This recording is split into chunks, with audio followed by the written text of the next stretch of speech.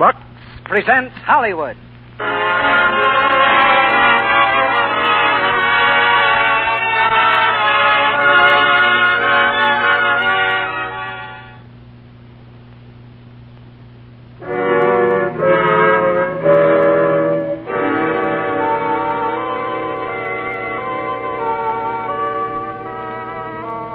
Far out on the Pacific, a steamship moves slowly through the midnight fog. Shrouded in mist, her huge hulk glides ghost-like over a glassy sea.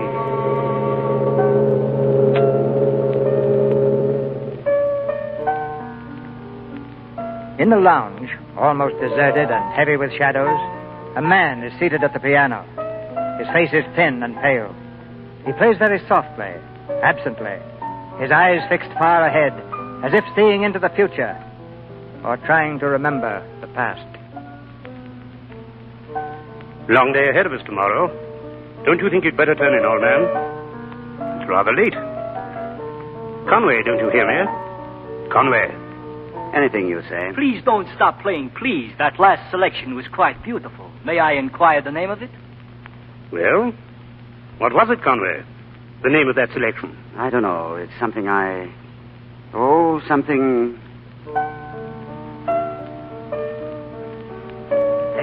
Beautiful, beautiful. Oh, I beg your pardon. My name is Rudolph Sievkin. Sievkin, the pianist? You know me? I've heard you play many times. My name is Rutherford. This gentleman is Mr. Conway. How do you do? Oh, no, don't stop. Go on, please. Thank you. Yes, superb, but I can't quite place it. I remember now. It's by Chopin. Chopin? No, not Chopin. Very much in his style, but definitely not Chopin. I know it's by Chopin. Really? But I flatter myself that I know everything of Chopin's. Everything that was ever published. Well, this wasn't published. So? Then how do you happen to know it? It was taught to me a few months ago by one of Chopin's pupils. Mr. Conway chooses to have a joke with me. Not only a pupil, but a friend. Mr. Conway, may I remind you of one thing? This friend of Chopin's. Do you realize that to be alive today, he would have to be somewhere in the neighborhood of, say, 130 years of age? Yes, he was with Chopin the night he died, in 1849. Rutherford, I believe I'll take a walk around the deck. Good night. Perhaps Mr. Conway resented my intrusion. You'll have to forgive my friend, sir. He's been quite ill. Oh? Yes, I'm taking him home to England. You see, he's had a very severe case of amnesia. Oh, I'm sorry. I'd better go along with him. Excuse me, please.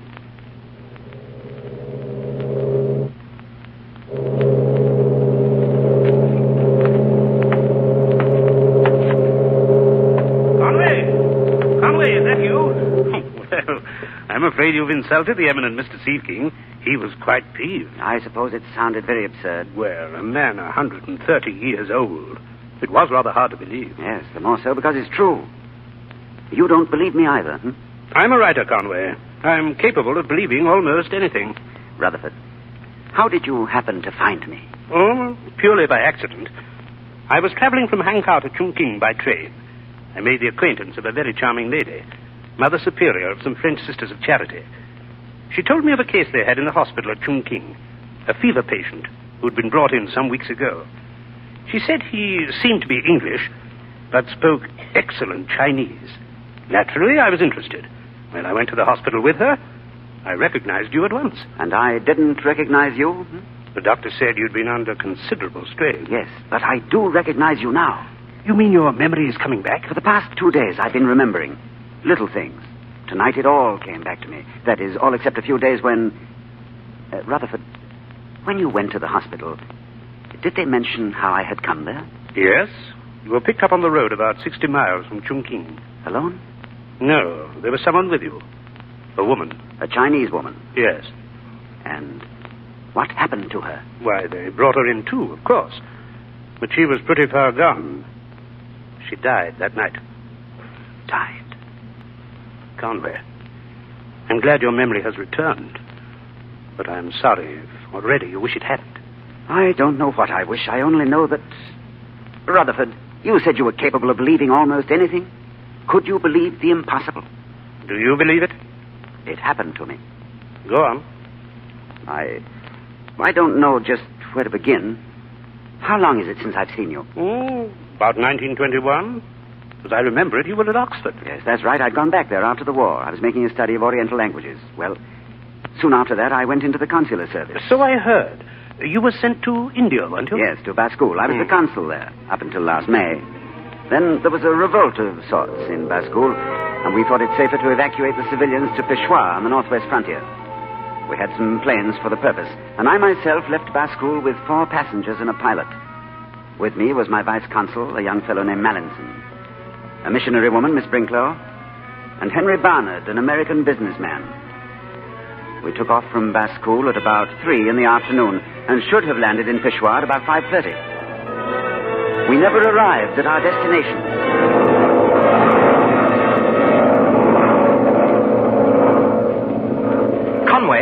Conway, you asleep? Oh, what's the matter, Mallinson? Anything wrong? I'm not sure, but didn't you tell me that Fenner was piloting us? Yes, isn't he? No, the chap turned his head just now, and I'll swear it wasn't Fenner. Well, they must have changed their minds and given it someone else. Yes, but who is he? My dear boy, how should I know? When we arrive in Peshawar, you can ask him all about himself. At this rate, we won't get to Peshawar at all. The man's off his course, and we're an hour overdue at least. What? You've been asleep. It's after 6:30. And look down there, nothing but mountains as far as you can see. I don't recognize this part of the world at all. I'd say you were right, Mallinson. The man's lost his way. What's that, Conway? You say we were lost? Lost? Oh, good heavens. Oh, it's quite all right, Miss Brinklow. There's nothing to be upset about, I'm sure. I'm not so sure. Flying over the mountains of India with night coming on isn't exactly my idea of a pleasant time. Where would you say we were? I don't know, Mr. Barnard. Well, we might ask the pilot, you know. But if we're lost, he won't know either, will he? Oh, I'm not yet certain that we are lost. Still, there's nothing like finding out, is there? All right, I'll ask him. Hey, you there, pilot, open the panel. Open up, will you? I want to speak to you. I advise you ask no questions, please. Oh, certainly. Look here, we want to know where we are. I advise that you be seated. I will not be seated. I want to know... Mallinson, I don't know whether you've noticed it, but there's the barrel of a revolver pointing directly at my chest. Under the circumstances, I think you'd better do as the gentleman suggests. Thank you.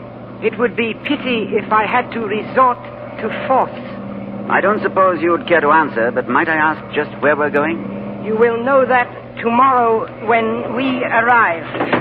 What the devil did he mean? You suppose we're being kidnapped? As good an explanation as any. He wouldn't have dared to shoot. It was probably just bluff. Quite, but I'd rather leave it to you to make sure. Well, I do feel that we ought to put up some sort of a fight. We can't just give in like this. Putting up a fight without a decent chance of winning is a poor game, and I'm not that sort of a hero. Good for you, sir. When a man's got you by the short hairs, you may as well give in pleasantly and admit it. But what are we going to do? Well, since we're going to be flying all night, and since there seems to be nothing we can do at the moment, I suggest we try and get some sleep.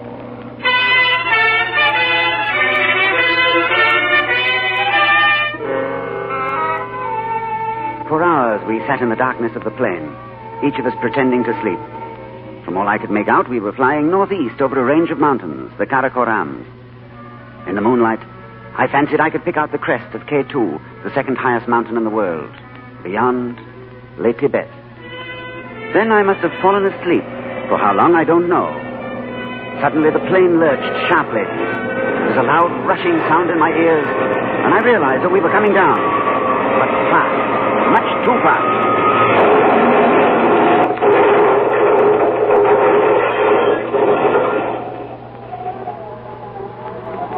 We stumbled from the plane, the 4 of us, badly shaken but uninjured.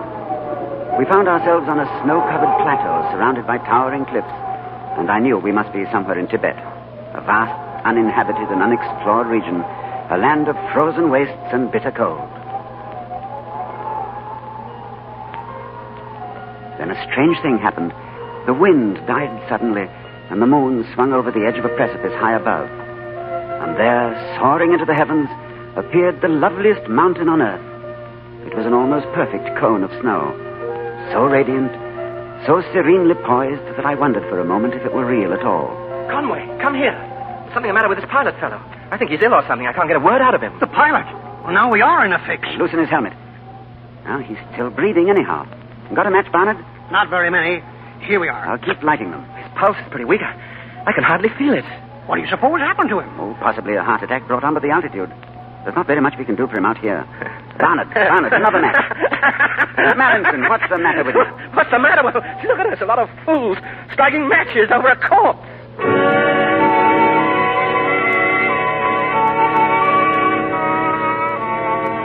There was little we could do for the man. We watched his breathing grow more and more labored. Eventually, he opened his eyes and began to speak convulsively, a kind of Chinese that I didn't understand very well. Toward the end, he half lifted himself and looked toward that shiny precipice towering above us. With a great effort, he raised his hand and pointed. Shangri-La! Shangri-La! Then, as the early rays of the sun caught the summit of the mountain, the man died.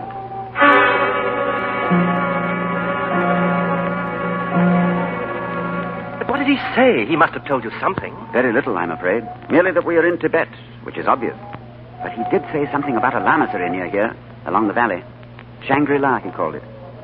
He was most emphatic that we should go there. There doesn't seem to be any reason at all why we should. What if it's a trap? Have we got any guarantee that we won't be murdered? None at all. Conway, Well? I've just been looking at that mountain. Am I seeing things, or are those men coming towards us?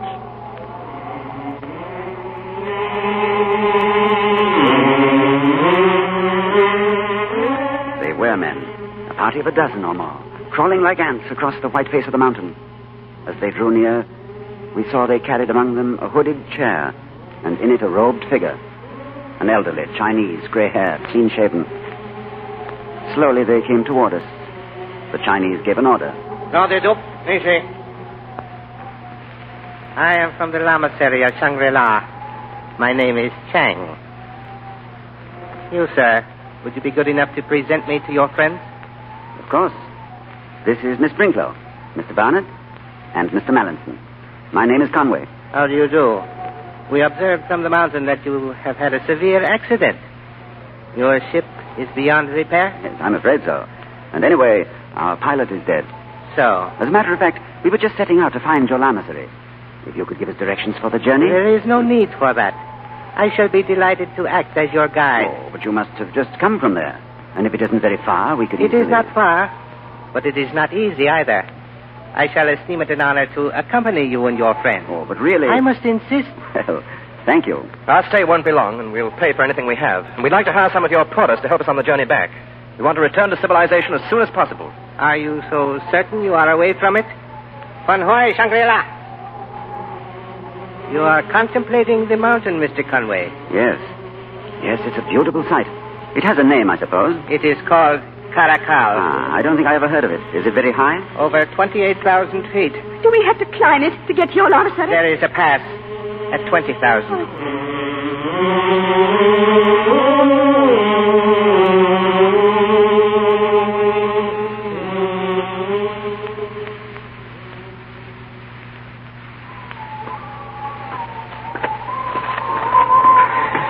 Can't be much further than this, can it?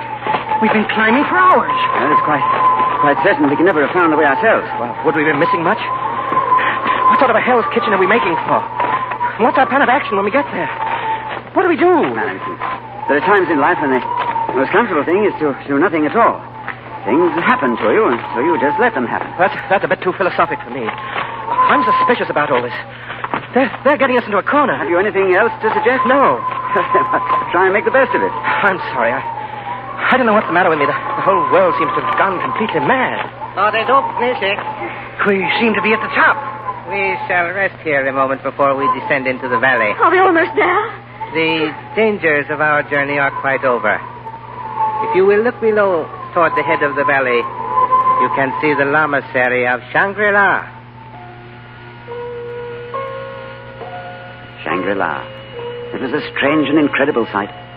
A group of colored pavilions clinging to the mountainside, like flower petals impaled upon a crag. It was superb and exquisite. The eye was carried upward from the milk-blue roofs to the gray rock looming tremendously overhead. Beyond that, in a dazzling pyramid, soared Caracal. It was the most beautiful and the most terrifying mountainscape in the world. I don't remember how we arrived at the lamasery. The thin air had a dream-like texture, and with every breath, I took in a deep anesthetizing tranquility. But I do remember a strange sensation half mystical, half visual, of having reached at last some place that was an end, a finality.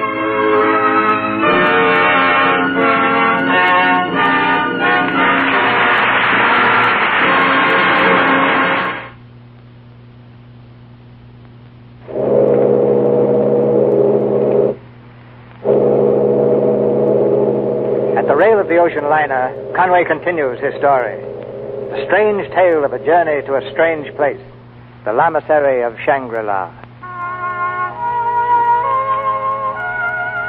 From the stormy cliffs of Caracal to the serene peace and quiet of Shangri-La was like a descent into another world. How long we would have to stay, we didn't know. But I can't pretend that I was worried or even annoyed. For here in this lovely place, I enjoyed a strange sensation, a pleasant mingling of physical ease and mental alertness. It seemed to me, of all sensations, the most truly civilized. At dinner, our first night there, I noticed that the food was cooked and served in Chinese fashion. You will excuse me if I do not have my dinner with you. My diet is very restricted. I'm obliged to take care of myself. Of course. If there is anything you wish, please do not hesitate to ask. I'm sure we can supply it. You seem to be a fortunate community here, and very hospitable to strangers. I don't imagine, though, that you receive them often. Seldom indeed. It is not a traveled part of the world. Yes, to put it mildly. As we came up, I thought it the most isolated spot I had ever set eyes on. And yet... Yes? And yet you run this place as though it were a first-rate European hotel. Isn't that what you mean, Conway? Or an American hotel, for that matter. You even have bathtubs. Yes. We are less barbarian than you expected. Will you tell us about the monastery, please? It will give me the greatest pleasure, madam, so far as I am able. What exactly do you wish to know? First of all, how many are there of you here, and what nationality do you belong to? Those of us in full Lamahood number 50. As for our racial origins, there are representatives of a great many nations, though it is perhaps natural that Tibetans and Chinese make up the majority. I see. It's really a native monastery, then. Is your head Lama a Tibetan? No. A Chinese? No, madam. Well, I'm sure he can't be English. Oh, do you have any English here? Several. Dear me, that seems very remarkable. And now, tell me what you all believe in. Well, that's rather a big question, Miss Brinklow. Of course, I believe in the true religion. But I'm broad-minded enough to admit that other people, foreigners, I mean, are quite often sincere in their views. If I were to put it into very few words, I should say that our prevalent belief is in moderation. We believe in the virtue of avoiding excess of all kinds. In the valley below, there are several thousand inhabitants living under the control of our order. We rule with moderate strictness, and in return we are satisfied with moderate obedience. And I think I can claim that our people are moderately sober, moderately faithful, and moderately honest. Well, were those the valley people who arrived with you this morning? Yes. Well, they all seem to be excellent guides. Why can't they take us back tomorrow? We'll make it worth their while, of course. I am sorry, but that is beyond my province. I cannot help you, sir. You mean you won't? Malin. If you refuse to help us, we'll help ourselves. You have maps, I suppose? Yes, we have many. Well, then we'll borrow some of them, if you don't mind. How far away is the nearest telegraph line? I do not know. Well, where do you send to when you want anything? Anything civilized, I mean. When you had all these modern baths installed, how did they get here? Oh, you won't tell me then. It's part of the mystery, like everything else, I suppose. Conway, I must say, I think you're devilish slack. Why don't you get at the truth? I'm all in for the time being, but tomorrow, mind you, we must get away tomorrow. It's Central... Mallinson! Lend me a hand here. Easy, man. Are you all right, Mallinson? I feel... I don't know. Tomorrow he will be much better. The air here is difficult for the stranger at first, but one soon becomes acclimatized. Yes, I expect we're all feeling it somewhat. Barnard, look after Mallinson, will you? And I'm sure you're in need of some rest, too, Miss Brinklow. Yes, I am. Good night. Good night, madam. Come on, Mallinson. Just leave your weight on me. That's the boy. Shall I call for someone to help you? We'll manage. Are you retiring also, Mr. Conway? I'd like a word with you first, if I may. Yes? I want to know, this morning when you found us, were you setting out on a journey? No. Then it was not a chance meeting. You came there deliberately to intercept us. That suggests that you must have known of our arrival beforehand. The interesting question is, how? You are very clever, but not entirely correct. Therefore, I should counsel you not to worry your friends with these abstract discussions. Oh, they want something more concrete. They want to know exactly how long you're going to keep us here. There will be certain unavoidable delays. How long? The difficulties of the trip, securing the necessary porters. How long, please? You may tell your friends a few months. But you don't guarantee it. Is that what you mean? Very well. For myself, I can't say I shall mind a great deal. It's a new and interesting experience. In time to come, you may find it even more interesting. Good night.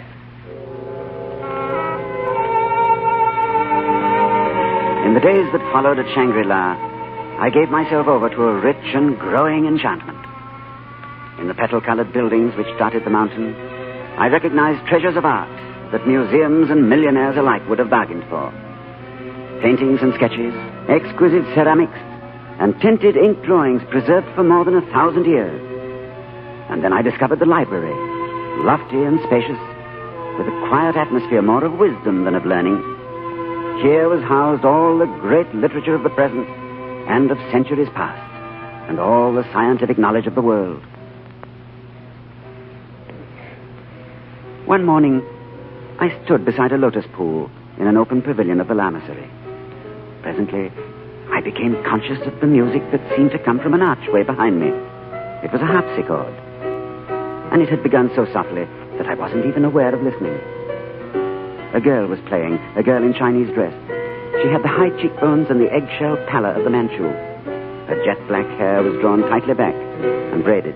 Her mouth was small and pink. She was like a delicately painted miniature. That was very lovely. You are pleased, sir? More than pleased. Chang said it would be so. Oh, did Chang send you here? To play for you. Well, that is very nice of him. My name is Hugh Conway. They call me Lotzen. Lotzen. Do you live below in the valley? No, I live here. At the Lamasery? Yes. But as yet I have not attained the full Lamahood. You mean you are a Lama? Yes. I'm a bit confused. I didn't realize. I thought that only men could be Lamas. They will tell you when you have been here longer that in the Lamahood there are no distinctions between a man and a woman. But you're hardly more than a child. Shall I play for you again? Oh, please. Good morning. Oh. Chang. You are pleased with Lotzen? She plays magnificently. One of our greatest students of music. She has studied for a great many years. But she couldn't. She's only... Chang, how old is Lotzen? I am afraid I cannot tell you.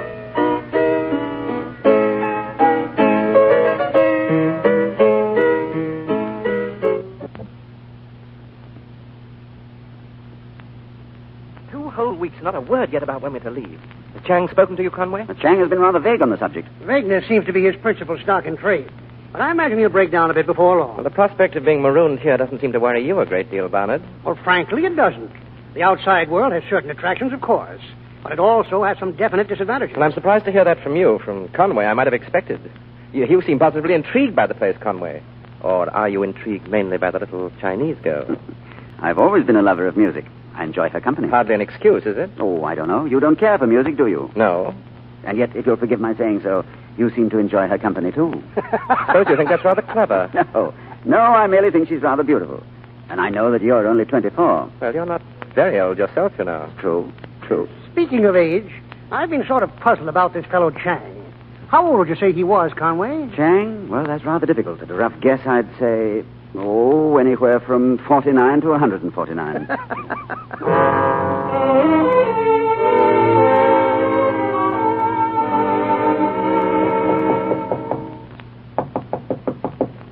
Conway, are you awake? Conway. What is it? I've got to see you. Come in. Listen, I just found out why our friend Barnard is so willing to stay on here. He dropped his pocketbook tonight. A lot of newspaper clippings fell out. Well? The clippings say that he's wanted back in America for embezzlement and fraud.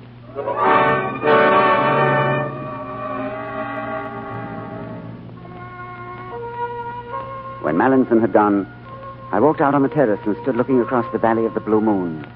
Suddenly, I became aware of a figure standing in the bright square of the pavilion. Good evening, sir. Oh, is that you, Chang? I'm sorry to disturb you at this hour, but I bring you important news. Well? I congratulate you, sir. And I am happy to think that I am, in some measure, responsible for the High Lama's decision. Decision? High Lama? It is extraordinary and unprecedented. A fortnight ago, you had not arrived. Tonight, you are to be received by him. You will follow me, please?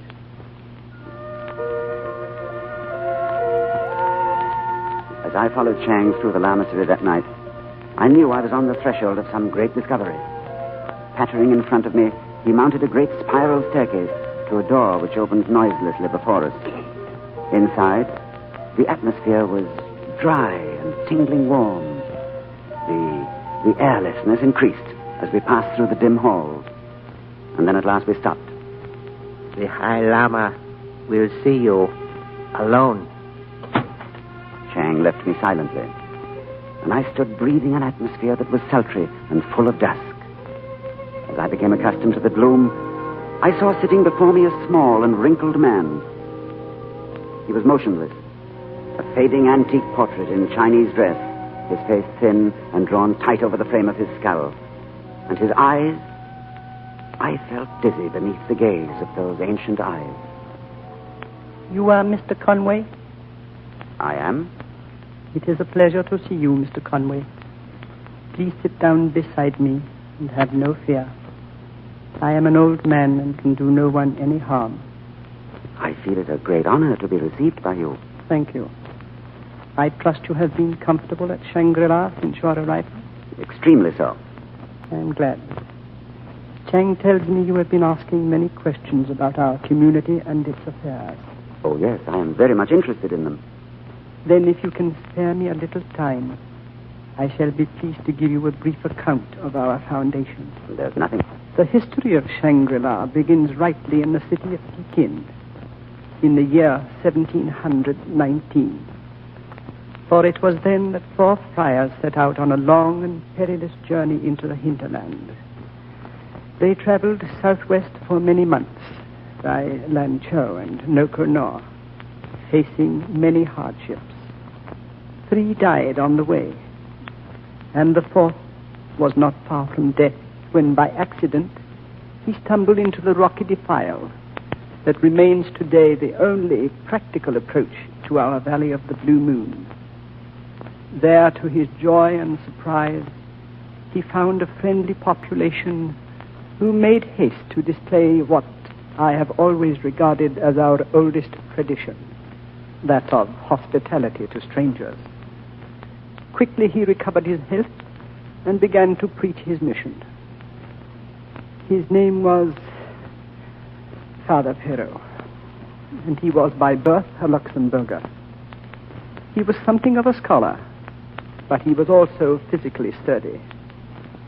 For more than half a century he labored with his hands like any other man, tilling his own garden and learning from the inhabitants as well as teaching them.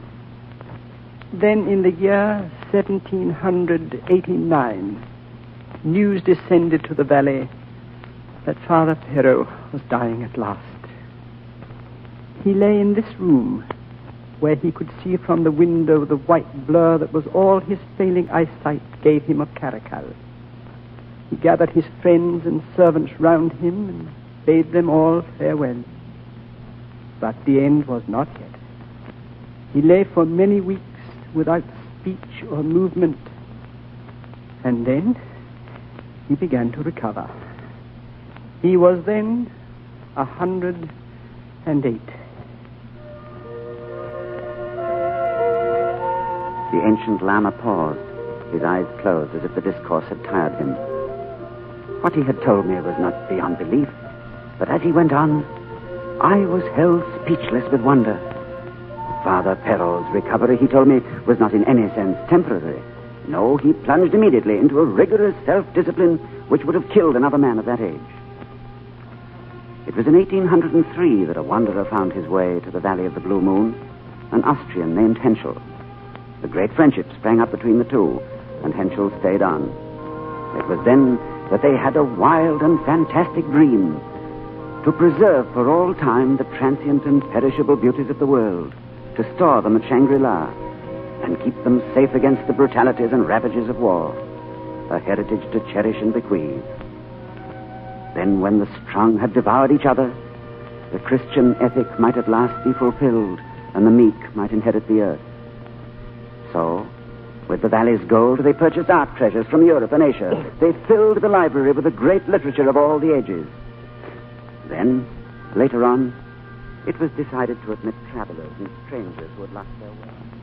Strangers who had lost their way. Strangers might come as freely as they wished, but with one important proviso.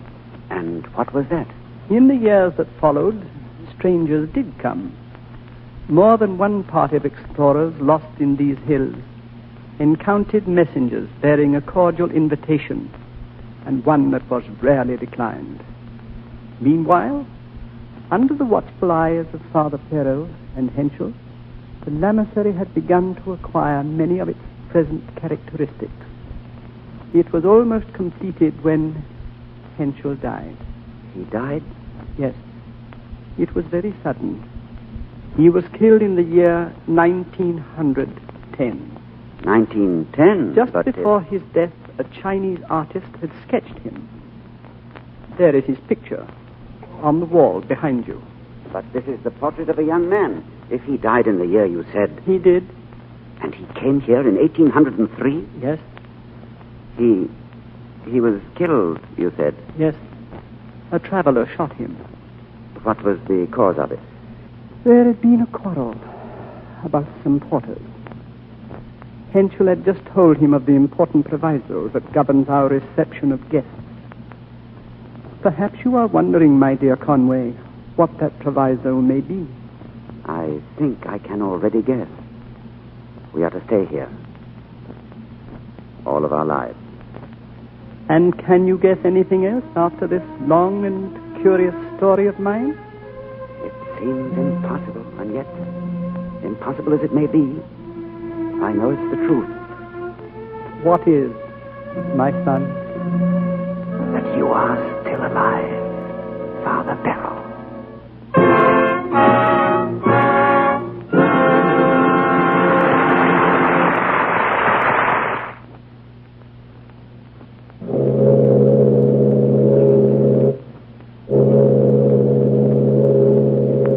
Once again, as his friend Rutherford listens intently, Conway takes up the thread of his narrative.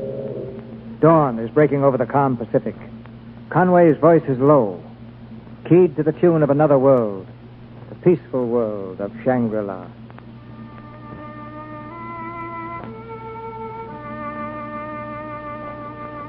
I learned one of the secrets of Shangri-La that night, the secret of prolonged human life.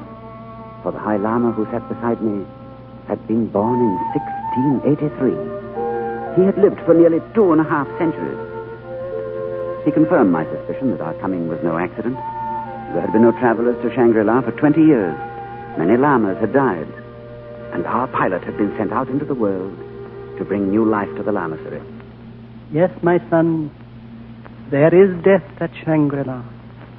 There are many of us who live no more than 100 years.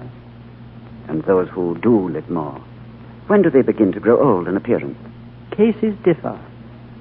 Some retain their youth for a century or more, but they must never leave the Valley of the Blue Moon. And if one of your lamas were to leave the valley?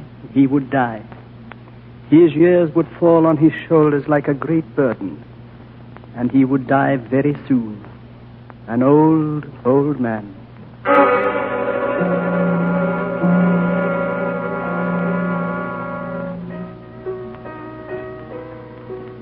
Lotsen. You have seen the High Lama? Lotsen, you must help me. When I spoke with him, I understood everything. And now... And now, you are not sure again. That will pass. Will it? You will be happy, as all of us have been. Lotsen, how did you come here? How long ago? I was betrothed to a prince of Turkestan. We were traveling to Kashgar to meet him when my carriers lost their way in the mountains. When did this happen? In 1864. I was 18. 18? Well, then now you... The missionaries of Shangri-La found us. They brought us here. Yes, it must have been very difficult for you, your wedding journey. I had never seen the man I was to marry, It was the custom of our land. Then, in all these years, you have never known the meaning of love? Lotsen, is there no love at Shangri-La? Is there no room for love at Shangri-La, Lotsen?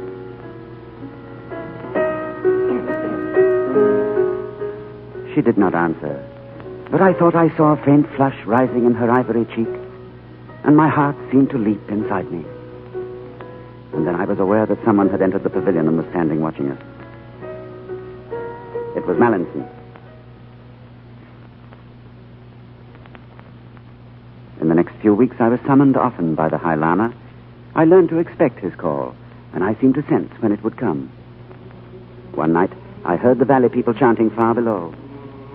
I thought it strange, for I had not heard it since we arrived. It was midnight when I stood in the presence of the High Lama. Tell me, my son, have you been happy at Shangri-La? Quite happy, Father Perrault. What have you been doing? Something very unusual. I have been learning new pieces by Chopin. Ah, then you have met Alphonse Briac. Oh, yes. He was a great friend of Chopin.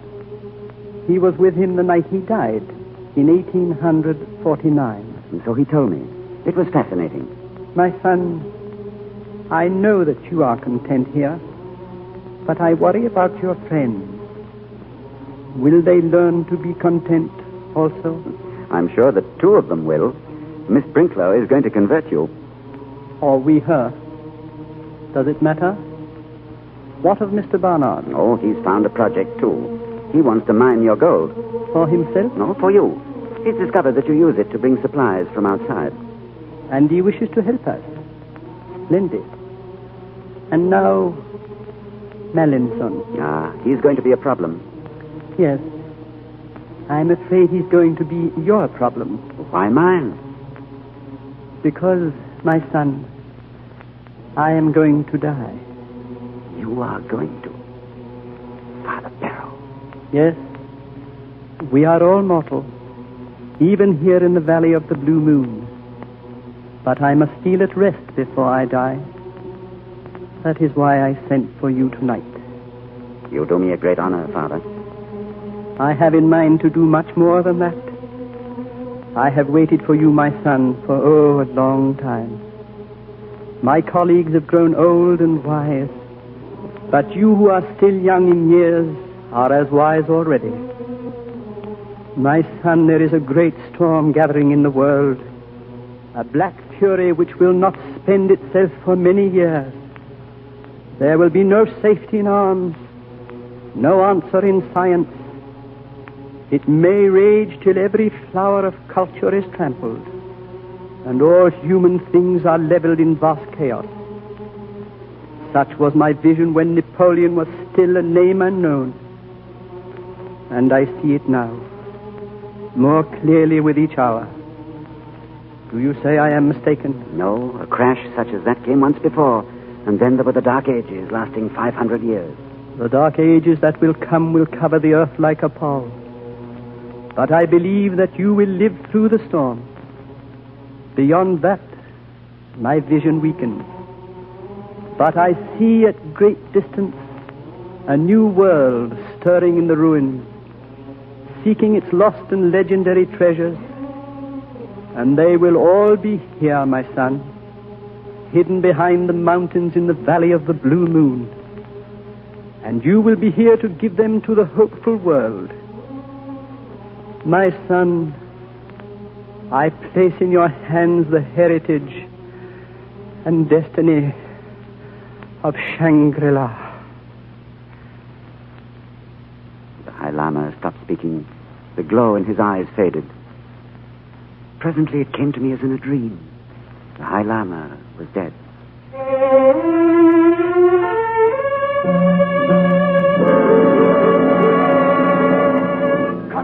Conway, I've been waiting for you. I've got some news.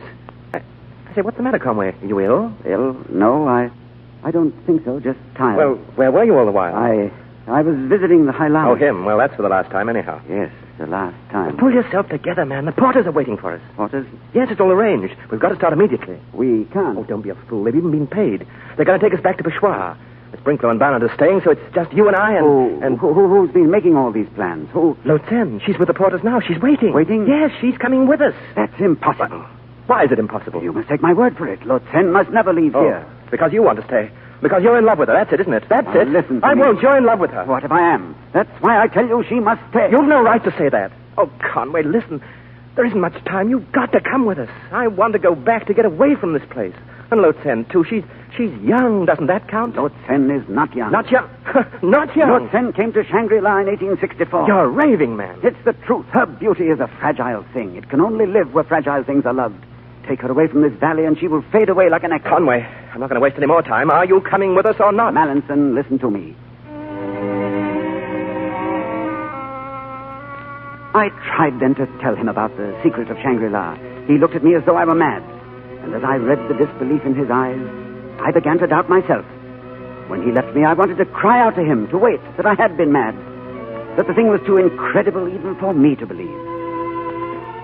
I waited in torture all night. And then, toward dawn, Mallinson returned. I couldn't do it. I didn't have the nerve. Mallinson. Well, that place where we were roped together on the cliff, do you remember? I got as far as that and I couldn't manage it. I was afraid. Stop afraid. It. Stop. Conway, you've got to go. I can't do it without you. I depended on you. I've depended on your help in everything. You've got to help me to get out of this place. Tell me something. Are you in love with Lotsen? Yes. And she's in love with me. Where is she? Lotsen. I'm here. Lotsen, do you wish to leave Shangri-La? We have tried to go. We tried to leave tonight. You know, you understand the risk. I love him. If he is not with me, I would die. Here. Conway, you see, don't you? Do you think you could manage that tricky bit with the rope if I were with you? You mean you'll come? Yes. Lotsen, did you hear? He's coming. He's coming with us.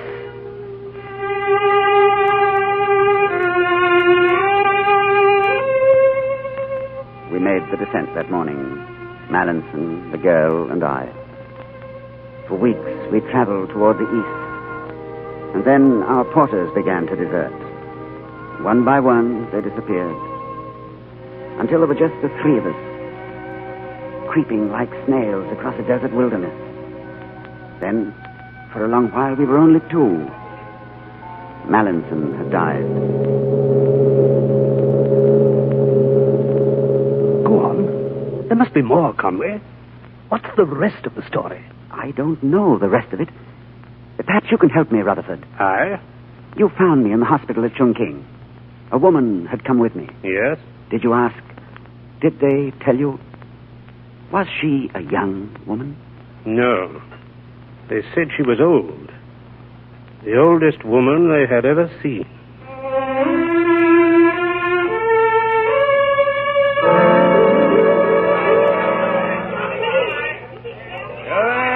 Ashore!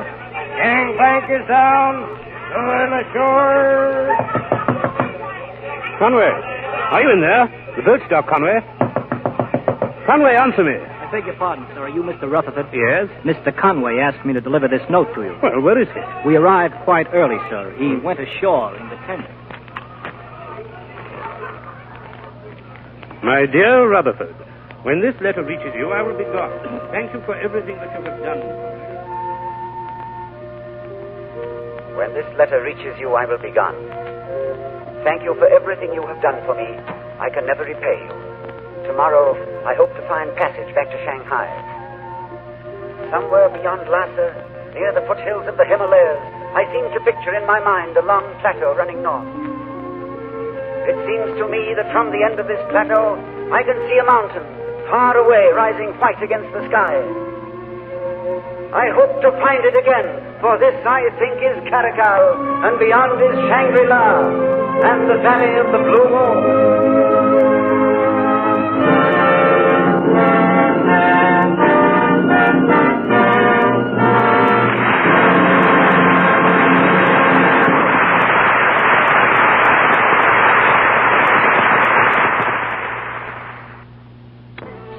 Mrs. Cecil B. DeMille saying good night to you from Hollywood.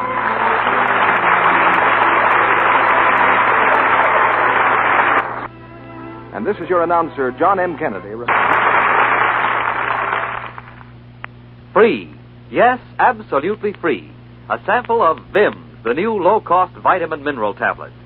Ladies, if you haven't tried yet, Vims, now's the time.